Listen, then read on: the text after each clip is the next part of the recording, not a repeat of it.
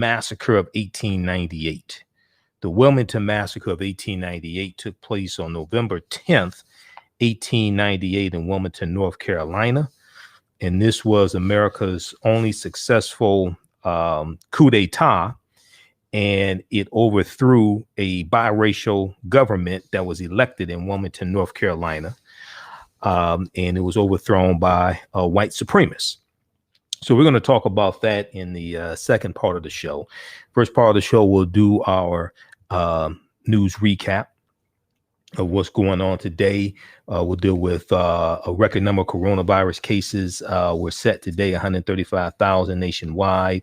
We'll talk a little bit about what's going on in the post-election debacle that's taking place. We'll give you an update on that. And then we'll get into some history dealing with the Wilmington Massacre of 1898. This is a deep, deep history lesson. My friend, director Christopher Everett, is the director of the film Wilmington on Fire. Wilmington on Fire. We're going to reach out to him and get him on soon for an interview. But I've talked about the Wilmington Massacre in the past, a number of times in the past. I've dealt with it in some lectures that I've done. So it's a very, very important history lesson. And it deals with one of the things that it shows you is the fight for power, the fight for power. And when we look at race riots that have taken place throughout our history, usually it's three main reasons why these race riots take place. Either one, it's over political power or voting rights, or African Americans trying to exercise their right to vote. Two, it's over jobs or economic issues. Okay, it's a lack of jobs and African Americans being attacked because it's perceived that they took jobs away from white people, like we saw during the Red Summer 1919. Okay, or economic envy, like we saw with the attack on Black Wall Street in 1921 in Tulsa, Oklahoma. Or it's over sex, and African Americans, specifically African American men, being attacked because it was said that they raped a white woman, or was caught in bed with a white woman, or they were dreaming about a white woman, or something like that. Okay, so usually those are the three main reasons why you see race riots, massacres, African Americans being lynched, etc. Those are usually the three main reasons. Okay, so we'll deal with those topics tonight. And then also Joe Biden gave a speech today, and he was talking about a coronavirus and talking about a path forward. And Biden says Trump's refusal to concede is an embarrassment. Trump's refusal to concede is an embarrassment. So we'll talk about all this and more on today's edition of the African History Network show. So we're broadcasting on our Facebook fan page, The African History Network, The African History Network, and our YouTube channel, Michael Imhotep, IMHOTEP, on YouTube. So everybody share this broadcast on your social media platforms and invite your friends to tune in. We're also broadcasting on 910 AM superstations, 910 AM, the superstation WFDF in Detroit. We're broadcasting on their Facebook fan page also. Now, on the African History Network, we focus on educating, empowering, and inspiring people of African descent throughout the diaspora and around the world, because right now it's correct wrong behavior. What you do for yourself, you do to yourself, and what you allow other people to do to you and get away with is based upon what you think about yourself. What you think about yourself is based upon what you have been taught about yourself. What you've been taught about yourself is based upon everything you've read, heard, and seen about yourself. So when you control the radius of a man's thoughts, you can control the circumference of his actions, because the mind can't do or teach what it doesn't know. Now, we deal with a number of different topics here on the African History Network show. We deal with current events and history, politics, education, economic empowerment, entrepreneurship, relationships, love, sex, health issues, and much, much more. Sign up for our email newsletter. Text the word Kemet, Kemet, to 22828. To sign up for our email newsletter, text the word Kemet, Kemet, to 22828. To sign up for our email newsletter. Also visit our website, AfricanHistoryNetwork.com, AfricanHistoryNetwork.com. If you like this type of information, you can donate to the African History Network, $ the AHN show through Cash App, $ the AHN show through Cash App, also through PayPal, paypal.me/the AHN show, paypal.me/the AHN show. So this helps us to keep doing the research, stay on the air, keep broadcasting. And we're here 6 nights a week now, 6 days a week, as opposed to 1 day a week. I was doing Sundays, 9 p.m. to 11 p.m. Eastern Standard Time for 4 years here on 910 a.m. the Superstation WFDF in Detroit. But starting October 12th, we started doing Monday through Fridays, 11 p.m. to 12 midnight also. So, I mean, it's 6 days a week. Okay. So when you buy our DVD lectures at our website, AfricanHistoryNetwork.com, and my lectures there, or you donate to the African History Network, it helps us to keep broadcasting, keep doing the research, and stay on the air. Okay. Call-in numbers 313-778-7600, 313-778-7600 is the call-in number. If you have a question or comment, 313-778-7600. If you have a quick question or comment, we're not going to have time for dissertations and manifestos tonight. Okay, I'm serious. And then, okay, Jay Carla, she posted a link to Cash App. Oh, Jay Carla's on it. She's posting this stuff. Thank you, Jay Carla. I appreciate that. Okay. All right, so let's jump into our news roundup segment here, and everybody share this broadcast on your social. Hey, Hotep. Hey, this is Michael Imhotep, founder of the African History Network, host of the African History Network show. I'm a talk show host, researcher, lecturer, writer, and historian. So it is Friday, October 16th, 2020. And I wanted to let people know, we're still getting people inquiring about advertising with the African History Network and on the African History Network show. And now that I'm on Monday through Friday, want to let you all know that you can now advertise with the African History Network with the African History Network show on our weekly show. Okay, so email us at customerservice@AfricanHistoryNetwork.com, customerservice@AfricanHistoryNetwork.com. African American business owners who want to advertise your business. You may have an e-commerce store, you may have a brick and mortar store, whatever type of business you're in, whether it's health and beauty products, whether you are an author, whether you sell books, whether you have a home school or you deal with education, you can advertise with the African History Network. So what we do, we create a video commercial for you, and you may have seen in some of the rebroadcasts of our shows, you see the new video commercials. Okay, most of those I created. I do the voiceover, and you can send me a script. We put together that 30-second to 60-second video commercial, and then when we re-air the shows, we re-air them throughout the week.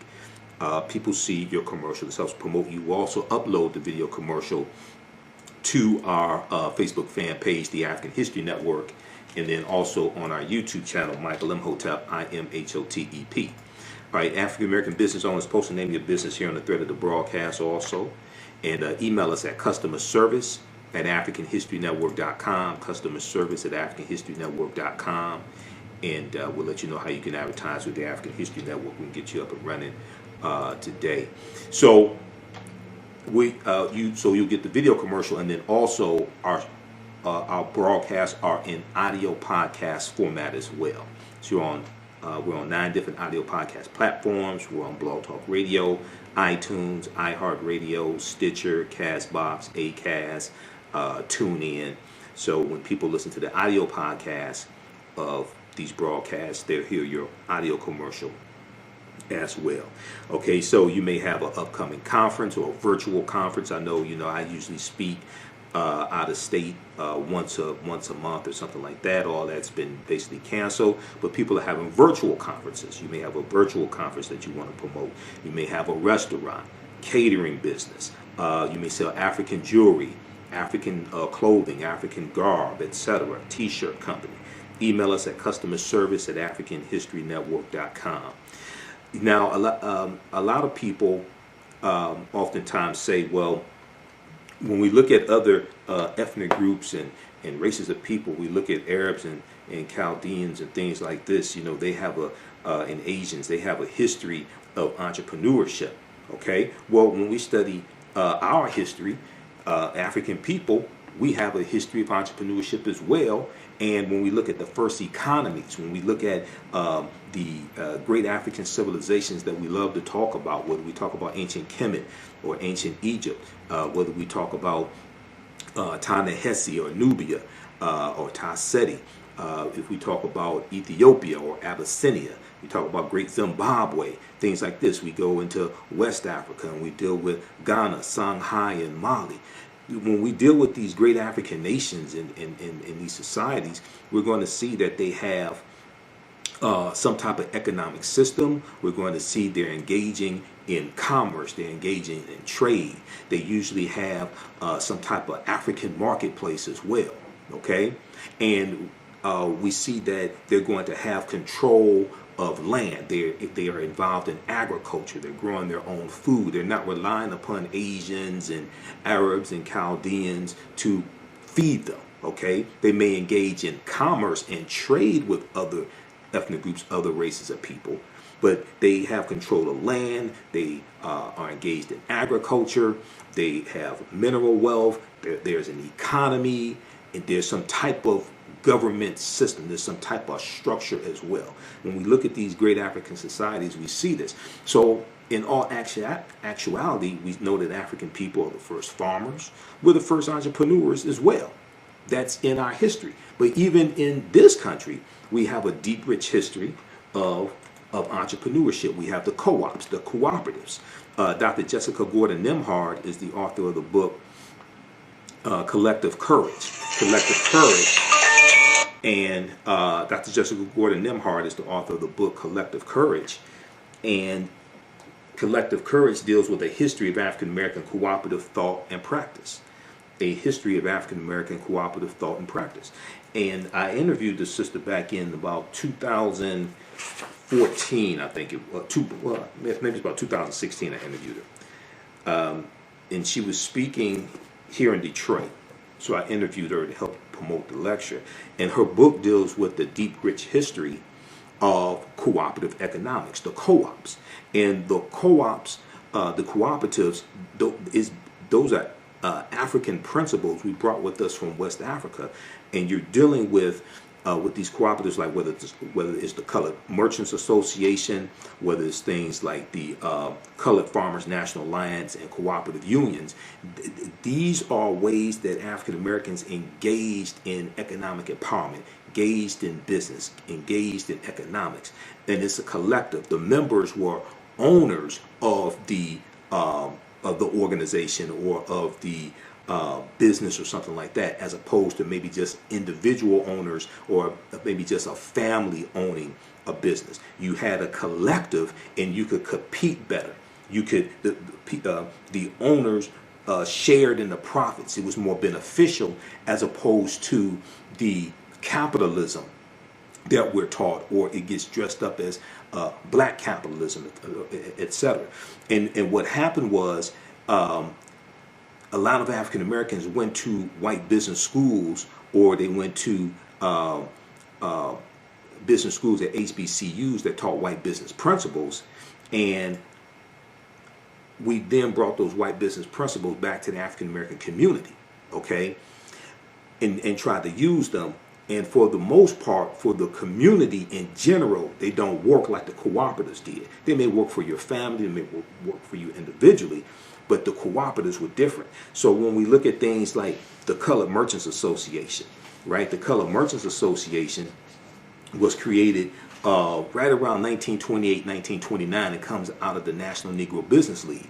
And this was an association of African American grocery store owners, so that they could work together, pool their resources together, learn marketing tactics, learn better accounting principles, buy in bulk so they get a lower economies of scale and better economies of scale, and they could better compete against the chain stores, the growing number of chain stores, the Kresge's and the Woolworths and A&P, things like this. This is the Colored Merchants Association that comes out of the National Negro Business League, and that National Negro Business League was founded by Booker T. Washington, okay, right around 1900. All right, so we have a deep, rich history of these co-ops. When we look at things like the the Colored Farmers National Alliance and Cooperative Union. This was founded in 1886 in Texas, okay? 1886 in Texas. It only lasts 5 years, but they grow to about 1.2 million members, okay? Now, a lot of people haven't heard about this because oftentimes when we deal with this history, the cooperatives, the co-ops are left out. We had things like the Free African Society of 1787. We're going to have, even when we go back to slavery, we're going to have many cooperatives that are helping buy people out of slavery, helping pay for burial costs, etc. You know, we were doing crowdfunding before it was called crowdfunding. This is all in our history. These are all principles. So when you hear me talk about Dr. Leonard Jeffries and Professor James Small, two of my teachers, and when they teach, they talk about the pyramid principle. And we look at the three sides of the pyramid. The foundation is African history and culture. And it's African history and culture that gives us our VIPs, our values, our interests, and our principles. And this gives us a cultural paradigm that we see reality through. And then this helps define reality for us. And then the two sides of the pyramid are economic empowerment and political empowerment. Well, your history and culture influences how you engage into those economics. Okay, are you dealing with economic empowerment, engaging in economics from a cultural perspective, or are you dealing with it from a perspective that has been imposed upon you? Yes, we live in a capitalistic society, but how do we engage in that capitalistic society? So when we look at the Colored Farmers National Alliance and Cooperative, they were formed in 1886 in Texas, despite the fact that both African American and white farmers faced great difficulties due to the rise, due to the rising price of farming and the decreasing profits that were coming from farming. The protective organization known as the Southern Farmers Alliance did not allow African American farmers to join.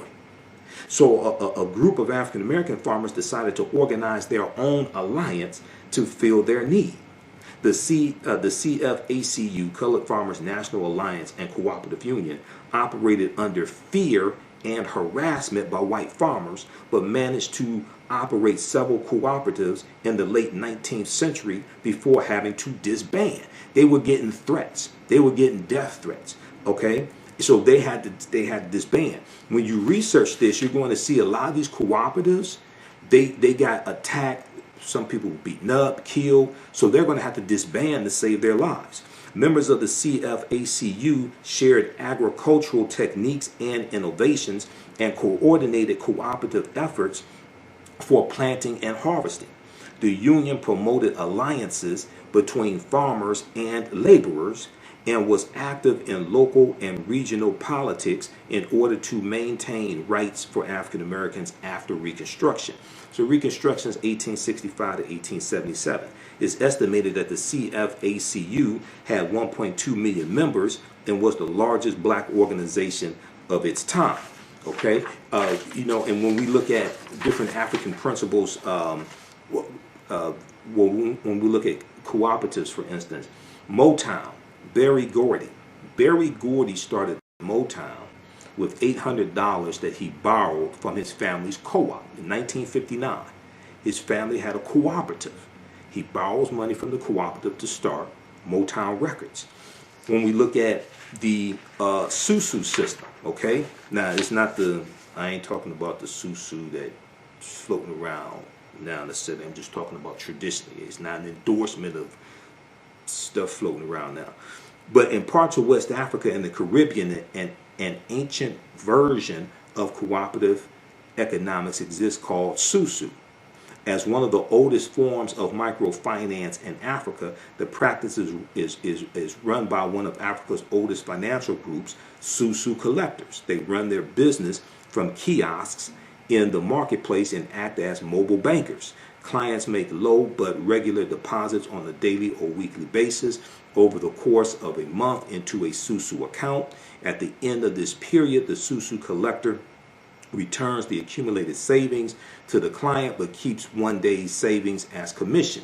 Susu collectors may also provide advances to their clients or rotate the accumulated deposits of a group between individual members. Today, Susu collectors provide many West Africans who would otherwise be denied credit with access to money. They need to start up small venture projects that in many cases benefit the community as a whole. In the United States, black immigrants from the Caribbean have enjoyed one of the highest economic growth rates, using a form of the Susu and leveraging this practice to establish successful credit unions. So when we look at credit unions are one of the most well-known forms of a cooperative, because when you belong to a credit union, you are a member as opposed to a bank. You are a member, okay? So you as opposed to just somebody who has an account with the credit union. As opposed to somebody who has an account with a bank. With a credit union, you are actually a member, okay? So it's different. A credit union is a form of a cooperative as well. AtlantaBlackStar.com has a good article from 2013, 5 historic examples of cooperative economics, Ujamaa, that advance the black community. And then also check out this book here, Collective Courage, A History of African American Cooperative Economic Thought and Practice, from Dr. Jessica Gordon Nemhard. Okay, so check your local African American business, local African American bookstore for that book. But oftentimes when I hear, and my degree's in business administration with a major in marketing from Wayne State University here in Detroit, a lot of times, when I've done business consulting for 7 years, I managed African American companies. We had contracts with City of Detroit, County of Wayne, State of Michigan. And in teaching entrepreneurship, a lot of times people don't know, a lot of times African Americans don't know our deep, rich history in economic empowerment, entrepreneurship, and principles we brought with us from Africa here as well, but don't even understand what we were actually doing during slavery. Okay, and then during Reconstruction. So we have a deep, rich history of this. So once again, you can email us at customerservice@AfricanHistoryNetwork.com, customerservice@AfricanHistoryNetwork.com, African American business owners.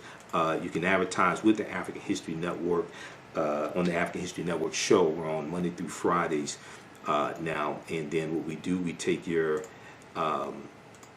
30-second to 60-second video commercial, and I'll create a video commercial for you. So when you see some of the rebroadcasts of our shows, you see the video commercials in there. Black History Mobile Museum 101 is one of them. A lot of those video commercials, I'm the one that puts them together. I do the voiceover. You send me a script, we put that together, and then when we re-air these broadcasts, you see those commercials in there. And then also in the audio podcast format of our broadcast, we'll have your audio commercial in there as well.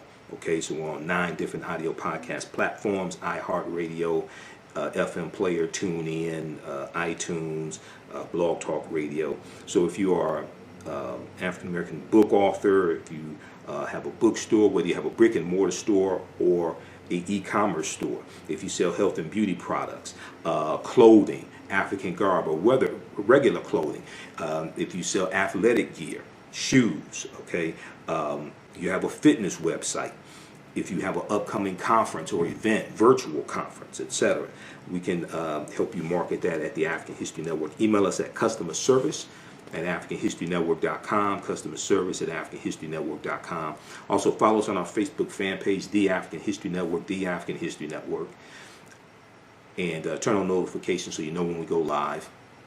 Follow us on our YouTube channel, Michael Imhotep, IMHOTEP, on YouTube as well. And check out this information dealing with the cooperatives, but also understanding our history when it comes to entrepreneurship and economic empowerment. That's always been part of of our movements, okay? Whether we talk about Marcus Garvey, even when we talk about the civil rights movement, that is the cooperatives were part of the civil rights movement. It's just not talked about a lot when they retell the story. They oftentimes they just talk about marching and sitting in and different things like this. But there was an economic component to the civil rights movement as well. And actually, if you look at the if you look at this article from Vice.com, Vice.com, how black co-ops can fight institutional racism. How black co-ops can fight institutional racism. It's an interview with Dr. Jessica Gordon-Nimhard, and on page 6 of the article, the question was asked by the interviewer: what role has cooperative economics played in black communities in the U.S.? And she responded, African Americans have engaged in some form of collective economics throughout our entire history in America. Sometimes it was tilling kitchen gardens on Sundays when we weren't working as enslaved people and sharing the produce. Sometimes it was putting in dues to bury loved ones.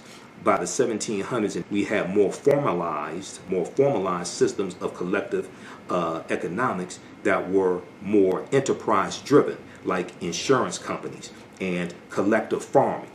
Eventually, we had collective grocery stores, like going back to the Colored Merchants Association in 1928, 1929. Okay, it was a cooperative of African American grocery store owners. Eventually, we had collective grocery stores, credit unions, and healthcare. Europeans eventually recognized the model around 1844, and it formally came to the U.S. African Americans then started forming official co-ops in the 1860s and 1870s. Okay, so Civil Wars 1861 to 1865. 13th Amendment is ratified December 6, 1865. 1865, 1877, you have this period of time called Reconstruction, when putting the Union back together, rebuilding the South that was devastated because of the Civil War. And then we have the 14th Amendment, where we had the Civil Rights Act of 1866, which is giving rights to African Americans. This 14th Amendment of 1868, which gives citizenship. The 15th Amendment of 1870, which guarantees the right to vote to African American men, not women, but African American men. Okay, so you have this period of time. You have the Force Acts, F-O-R-C-E, the Force Acts of the 1870s, like the Ku Klux Klan Act of 1871, which is a federal law that is designed to really attack the Klan. Okay, and there's the Ku Klux Klan Act of 1871. So you have all this taking place. You have African Americans owning land, acquiring land. You have us winning seats in Congress. Most of them in the House of Representatives. You're going to have 2 in the Senate, okay, U.S. Senate. So all this is taking place during Reconstruction. So by the 1880s, labor unions were actually helping workers to start their own co-ops, and African Americans were involved in that too. So they were asked the question. She was asked the question: did co-ops play a role in the civil rights movement?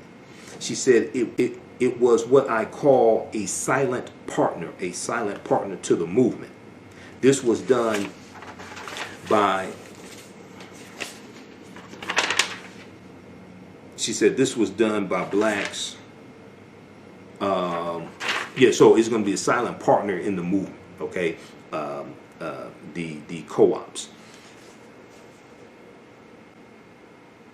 Okay, so check out the rest of this article here, and we know that economic boycotts were part of the civil rights movement, but you're also going to have a component where you have co-ops helping raise money for the civil rights movement, and you have African American businesses, etc. You have people like A.G. Gaston, who was a life insurance titan business owner. You're going to have him putting up money to bail civil rights workers out of jail. All different types of things like this are going to take place. So oftentimes when the stories get retold, these different aspects are left out of it, the economic component. But another aspect is left out is the armed resistance, the armed self-defense when it comes to the civil rights movement as well. So that's why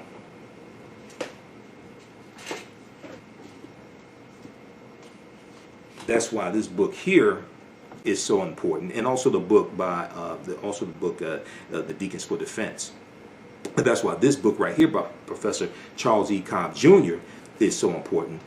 This nonviolent stuff that gets you killed, how guns made the civil rights movement possible. Because this talks about how it was, if it had not been for Negroes with guns, there would not have been a civil rights movement. Because it was Negroes with guns, it was African Americans with guns who were protecting the civil rights workers while they're engaging in that nonviolent direct action. Okay? And when I interviewed Dr. Hassan Kwame Jeffries back in about June or July, okay, and he's a nephew of Dr. Leonard Jeffries, he's an associate professor of history at Ohio State University. We talked about John Lewis passing and Bill Clinton's comments about Kwame Ture, Stokely Carmichael at John Lewis' funeral. So we got deep into this history, and we did with the Black Power movement coming out of SNCC in 1966, the Student Nonviolent Coordinating Committee, and Kwame Ture winning the chairmanship of SNCC, John Lewis leaving, others leaving who are not with the Black Power movement. But we dealt with how you had you had African Americans with guns protecting the civil rights movement. Even before the Deacons for Defense and Justice is founded in 1964. I mean, we go back and look at Dr. King. Dr. King owned guns until Bayard Rustin convinced him to get rid of his guns. But in 1956, Dr. King tries to get a concealed pistol license in Montgomery, Alabama, because he's getting death threats during the Montgomery bus boycott. Okay, so when Dr. Jessica Gordon Nembhard was asked, did it play a role in the civil rights movement, she said it was what I call a silent partner to the movement. This was done by blacks partly to survive outside of U.S. capitalism, which was so exploitive. It was also a way to create independence and wealth so we could be more politically active. Okay, so we have a deep, rich history of this. So this is what we have to tap into. This is why our history and culture is so important. People's history and culture teaches them how to deal with the problems of the past and to meet the needs of the community. Okay? Okay, so once again, email us at customerservice@africanhistorynetwork.com. I didn't mean to go on so long, but I'm a teacher as well. For 25 years, the Black History 101 Mobile Museum has carried on the rich legacy of the Black Museum movement in America by showcasing original artifacts of the Black experience at colleges, universities, K-12 schools, corporations, libraries, conferences, and cultural events, making it the most traversed Black History mobile exhibit in American history. Dr. Khalid El Hakim is the founder of the Black History 101 Mobile Museum, and he is a highly sought-after public speaker on topics of Black history, social studies, education, museum studies, hip-hop, and race relations. Dr. Khalid was named among the change makers for NBC Universal's Erase the Hate campaign and listed as one of the 100 men of distinction for Black enterprise. He recently founded the Michigan Hip Hop Archive on the campus of Western Michigan University. The Black History 101 Mobile Museum is currently scheduling in-person and virtual exhibits nationwide. For more information, please contact Dr. Khalid Al Hakim directly at 313-645-4197.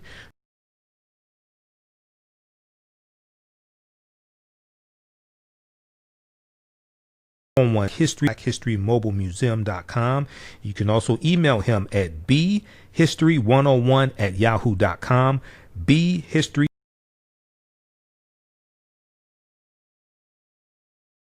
inspired apparel catered to the Black shirts, sweatshirts, hoodies, jackets, dresses, skirts, activewear, bags, and other accessories and home decor. Black pride and honor their African heritage anywhere at any time.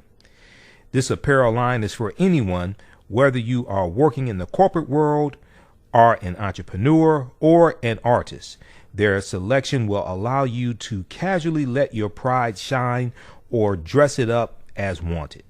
It is for those who have already embraced African fabrics and for those who are just getting introduced to them. Reclaim and experience a part of our culture with rich and colorful African prints. The clothing line and the accessories are available right now starting at $17.99.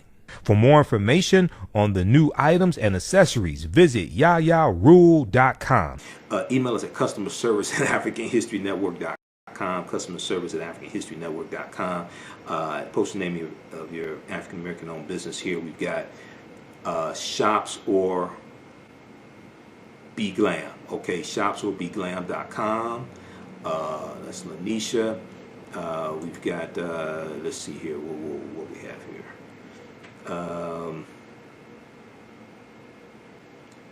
We've got, okay, we've got Patrick, Tamiko. Okay, we've got Joe. Yeah, email us at customerservice@africanhistorynetwork.com. Okay, we've got, who else we have here? I'm looking at the names of some of your businesses. Anna asks, how can she get the book, Collective Courage? You check with your local African American bookstore or Amazon. It should be at Amazon. Wombman.com, Mansa, Rubicon Restaurant, Rubicon Smoked Potatoes, Rubicon Restaurant, Tulsa.com. You're in Tulsa, Oklahoma. That's where Black Wall Street was. Tulsa was founded by Creek Indians around 1836. The Creek Indians, the Choctaw, Chickasaw, Creek, Cherokee, and Seminole Indians got pushed off their land in southeastern United States, areas like Georgia and Alabama, because of the Indian Removal Act of 1830, signed into law by President Andrew Jackson, which is the favorite president of this first Russian president of the United States, Donald John Trump. And they go over 1,000 miles on the Trail of Tears, and they take their African slaves with them. The Choctaw, Chickasaw, Creek, Cherokee, and Seminole Indians all owned African slaves. Now, as Professor James Small, one of my teachers, pointed out to me, he said the Red-tailed Creek Indians did not own slaves, but you're going to have some of them that own, these different nations that own African slaves as well. So when they go into Oklahoma, they take their African slaves with them. And Tulsa comes from the Creek Indian word Tallahassee. Tallahassee. This is where the word Tulsa comes from. So you're going to, at the Choctaw, Chickasaw, Creek, Cherokee, and Seminole Indians, derisively, pejoratively called the 5 civilized tribes of Native Americans, because they adopted Christianity, learned to speak English, and owned slaves. They're all going to fight on behalf of the South during the Civil War. They all fight on behalf of the Confederacy during the Civil War because they own slaves. Okay, now you're going to have these Africans who marry into these various Native American nations, get citizenship rights, things like this. This is going to happen.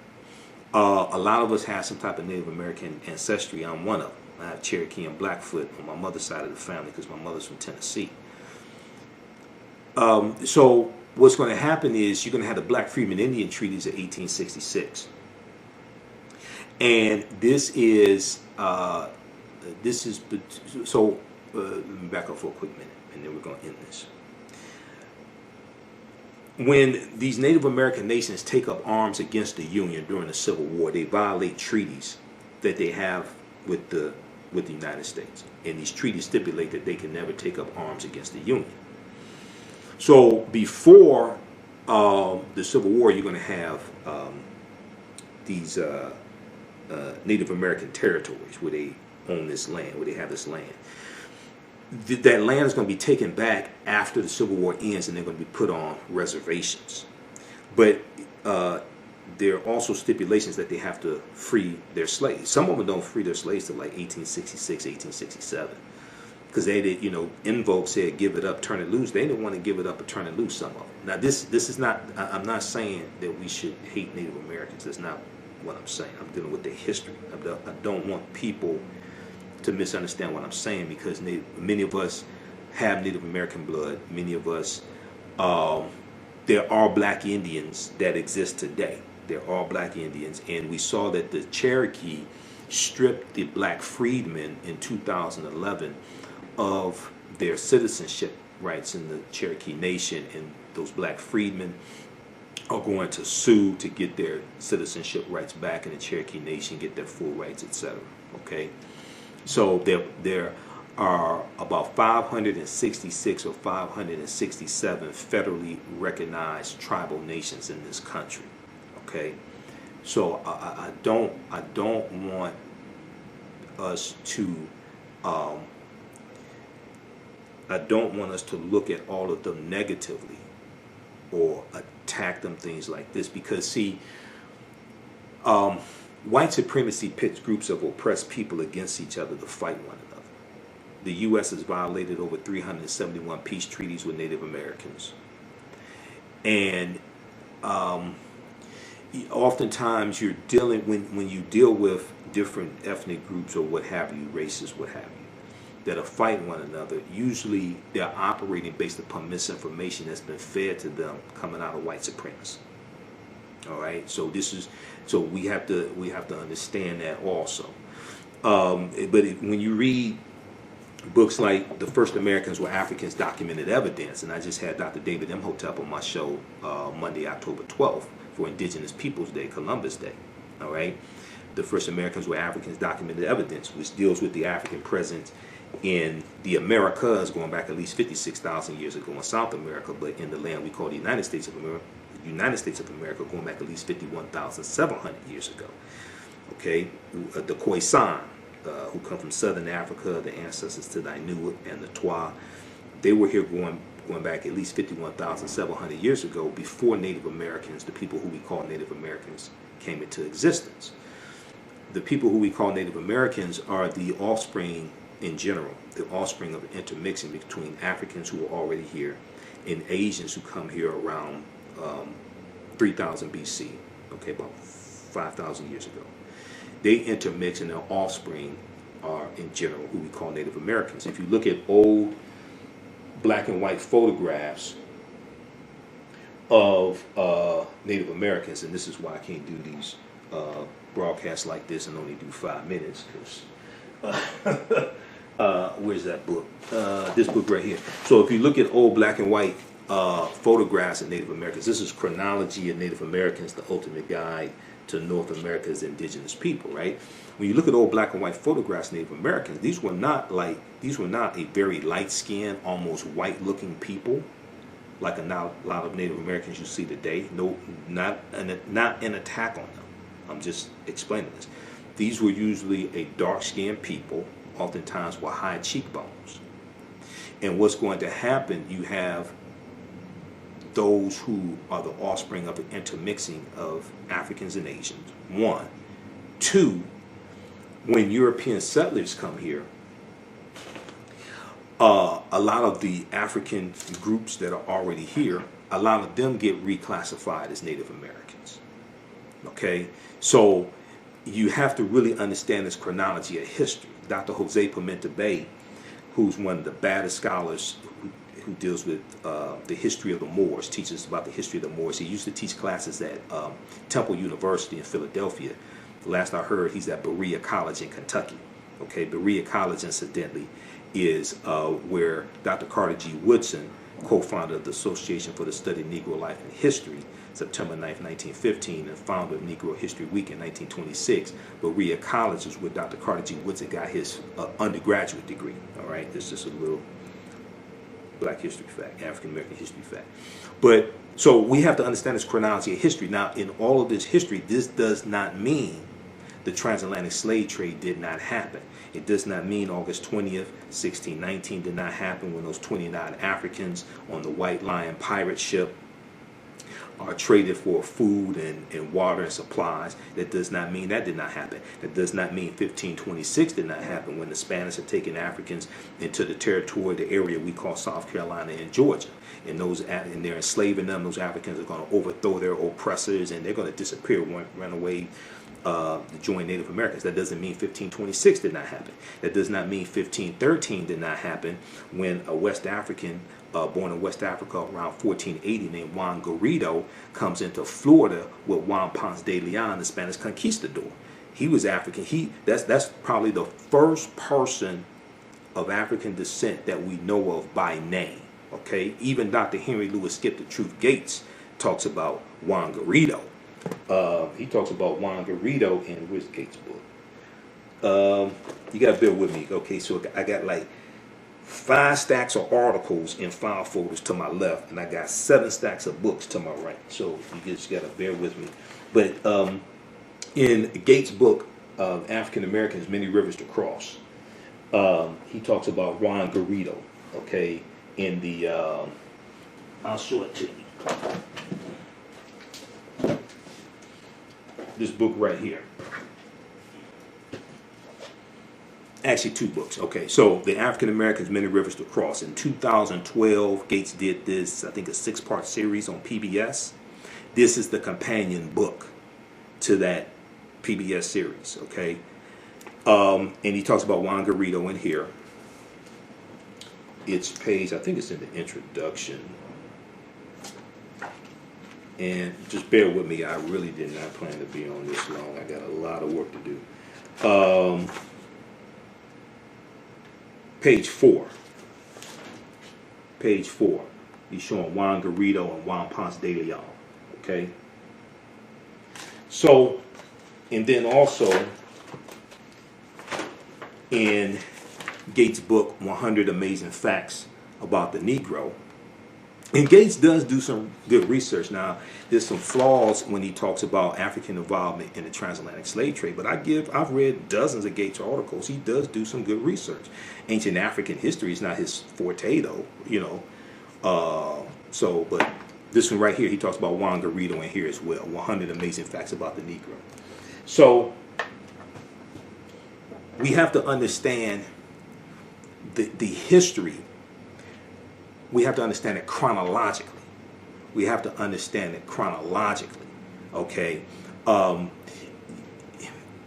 African people migrate at different times for different reasons. It could be voluntarily, it could be forced, etc.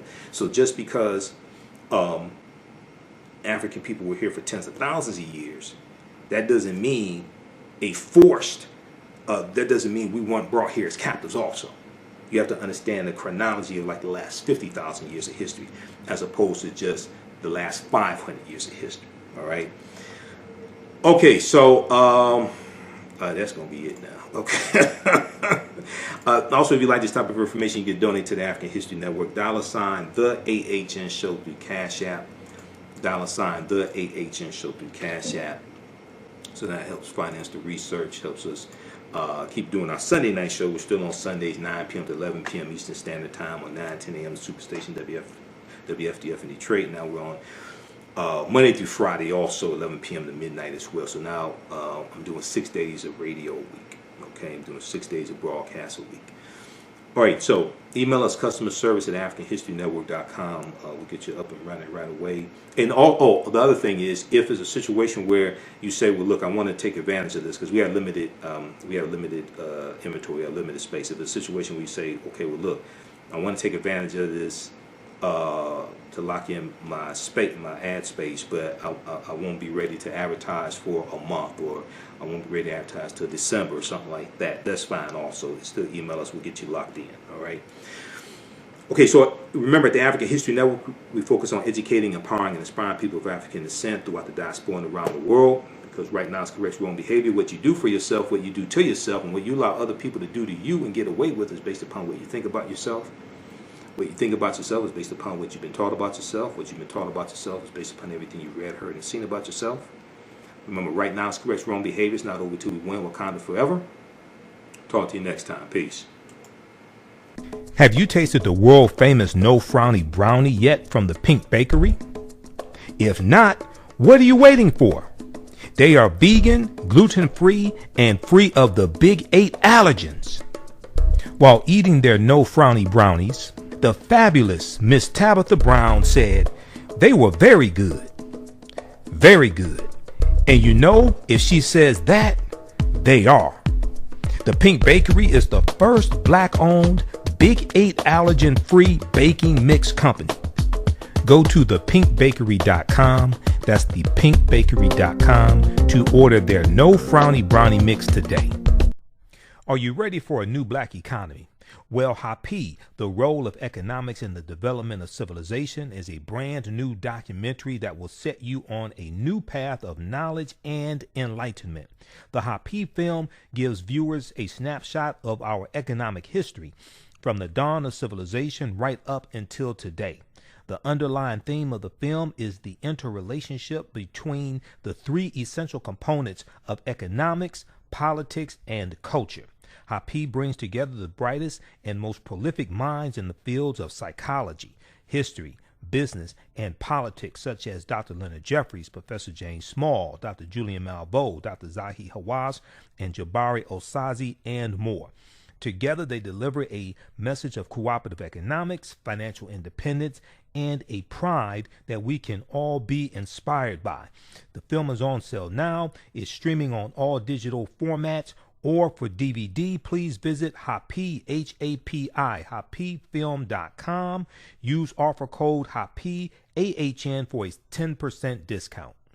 Gain knowledge in minutes with Blacklist Ed. Blacklist Ed is an app that provides insightful summaries of books pertaining to the Black experience. As Black people, we know the importance of reading books to discover our incredible contributions to world history, to uplift our self-esteem, and to empower ourselves for our relentless fight for social justice. Unfortunately, with our busy lives, it feels like there is never enough time to read a book. Fortunately, there's a solution. With Blacklist Ed, their app provides key insights from best-selling books about the Black experience, therefore saving you time, increasing your knowledge, and empowering yourself through inspirational and actionable ideas. You can read or listen on the go. Start your free trial today by going to blacklisted.com.